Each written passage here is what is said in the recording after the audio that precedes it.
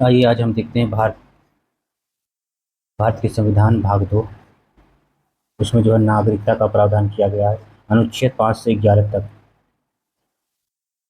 इसमें यह बताया गया कि स्पष्ट किया गया कि भारत का नागरिक कौन होगा। भारत की आज़ादी मिलने के बाद यह तय करना निश्चित हो गया था कि कौन भारत का नागरिक होगा और कौन नागरिकता नहीं मिलेगी, किसको नागरिकता नहीं मिलेगी। आगे देखते हैं।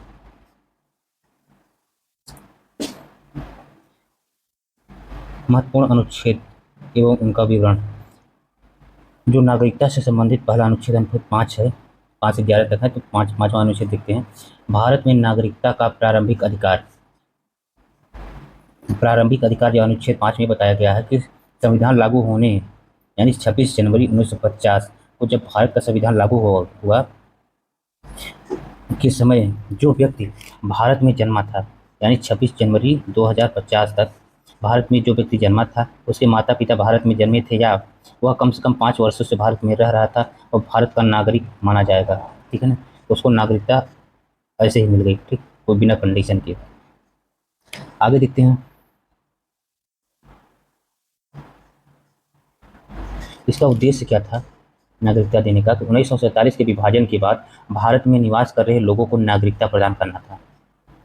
ठीक, अनुच्छेद 5 बात खत्म हो गई। अब उस आगे देखते हैं अनुच्छेद 6। अनुच्छेद 6 में क्या प्रावधान किया गया है कि पाकिस्तान से आए लोगों के लिए नागरिकता, जो जब विभाजन हुआ तो पाकिस्तान के लोग भी पाकिस्तान से भारत में आए, तो उन लोगों को प्रावधान क्या किया गया। तो जो लोग पाकिस्तान से भारत आए थे उन्हें नागरिकता देने के लिए दो स्थितियां बन गई। जो लोग 19 जुलाई 1948, डेट याद रखना है, 19 जुलाई 1948 से पहले भारत आए उन्हें सीधे नागरिकता दे दी गई। ठीक, 19 जुलाई 1948। और दूसरा, जो लोग इसके बाद आए उन्हें नागरिकता के लिए रजिस्ट्रेशन कराना पड़ा। ठीक, कराना होगा। आगे हम देखते हैं ऐसा क्यों किया गया, इसका उद्देश्य क्या था। विभाजन के बाद शरणार्थियों को मानवीय आधार पर भारतीय नागरिकता देना। आगे हम देखते हैं भाग 2 का आर्टिकल 7 अनुच्छेद 7। 7 में बताया गया है कि पाकिस्तान गए लेकिन वापस लौटे लोगों की नागरिकता। पाकिस्तान एक बार भारत से पाकिस्तान चले गए, एक बार भारत से पाकिस्तान चले गए और पाकिस्तान से फिर जो है वापस लौट आए, उन लोगों के लिए क्या प्रावधान किया गया। तो जो लोग विभाजन के समय भारत छोड़कर पाकिस्तान चले गए और फिर भारत लौटे उन्हें नागरिकता नहीं दी जाएगी जब तक कि वो भारत सरकार उन्हें वापस लौटने की वैध घोषित न कर दे। इसका उद्देश्य क्या था, ऐसा क्यों किया गया। भारत की सुरक्षा, आंतरिक व्यवस्था को ध्यान में रखते हुए शरण को नियंत्रित करना। आगे देखते हैं इस पार्ट का दूसरे पार्ट का अनुच्छेद 8।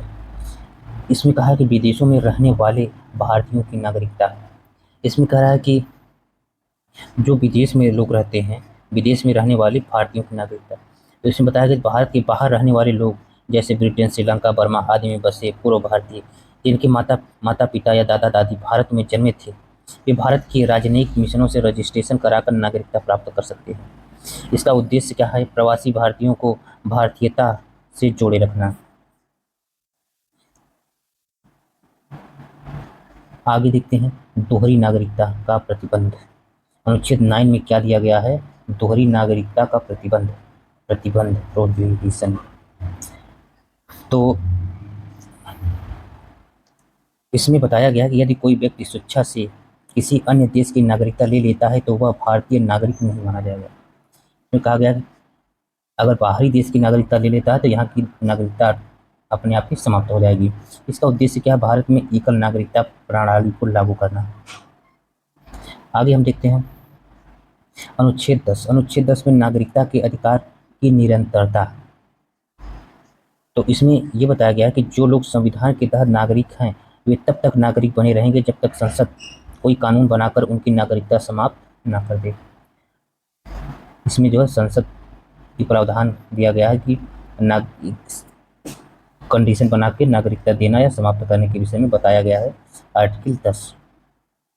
इसका उद्देश्य क्या, नागरिकता के अधिकारों को सुरक्षित बनाए रखना। आगे देखते हैं अंतिम आर्टिकल इसका देखते हैं। हाँ, आर्टिकल 11 अनुच्छेद 11 जो है संसद की शक्ति। संसद को यह अधिकार है कि वह नागरिकता से संबंधित कानून बना सकता है, जैसे कि 1955 नागरिकता अधिनियम। ठीक, इसका उद्देश्य क्या है? नागरिकता के प्रावधानों को भविष्य में बदलने या विस्तारित करने का अधिकार देना। आगे आइए देखते हैं हम कि नागरिकता अधिनियम 1955 नागरिकों के लिए जो है नियम कानून बनाए गए 1955 में। 1955 के आधार पर नागरिकता प्राप्त करने के 5 तरीके। ठीक, यह संविधान संशोधन से संबंधित नहीं है, लेकिन परीक्षा में अक्सर प्रश्न पूछा जा सकता है। जन्म के आधार पर, ठीक, वंश के आधार पर, पंजीकरण द्वारा और प्राकृतिकरण द्वारा और भारत में समावेशन द्वारा आपको जो है 5 तरीके से भारत में नागरिकता मिल सकती है। आगे हम देखते हैं कि भाग 2 का महत्व क्या है, इसका सारांश देख लेते हैं।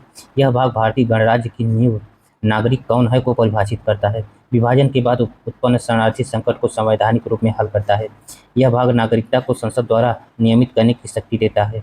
भारत में एकल नागरिकता की नींव रखता है, केवल भारतीय नागरिकता, दोहरी नागरिकता नहीं। आइए हम देख लेते हैं कि नागरिकता से कैसे प्रश्न पूछे जा सकते हैं। एक फॉर्मेट देखते हैं, प्रारूप देखते हैं कि आपको तैयारी करने में जो है आसानी रहेगी। तो इससे पहला प्रश्न है, भारतीय संविधान में नागरिकता का वर्णन किस भाग में किया गया है? तो भाग 2 में। ठीक, भाग 2 में नागरिकता के विषय में बताया गया है। आगे देखते हैं, संविधान में नागरिकता से संबंधित अनुच्छेद कौन से हैं? अनुच्छेद आपका है कहाँ से 5 से 11 तक। ठीक, सी ऑप्शन। आगे देखते हैं तीसरा, संविधान का कौन सा अनुच्छेद 26 जनवरी 1950 को नागरिकता की मान्यता देता है? आपका जो है अनुच्छेद 5, पहला ही अनुच्छेद जो है पार्ट सेकंड का यानी भाग 2 का अनुच्छेद 5 जो है 26 जनवरी 1950 को नागरिकता मान्यता देता है। आगे देखते हैं, पाकिस्तान से भारत आए शरणार्थियों की नागरिकता किस अनुच्छेद में दी गई है? अनुच्छेद 6 में। ठीक है ना, अनुच्छेद 6 में पाकिस्तान से आए लोगों को नागरिकता के संबंध में प्रावधान किया गया है। आगे देखते हैं,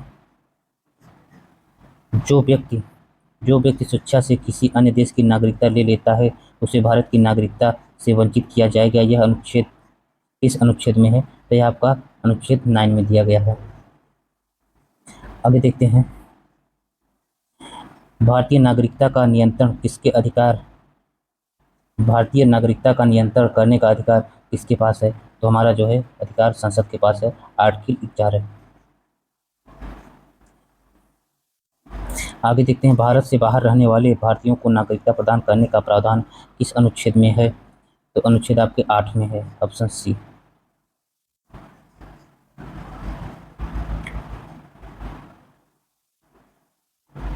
आगे देखते हैं 8वां, नागरिकता अधिनियम 1955 किस अनुच्छेद की शक्ति से बनाया गया है? अनुच्छेद जो है 11।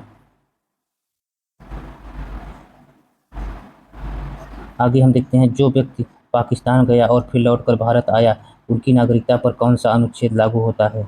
अनुच्छेद 7।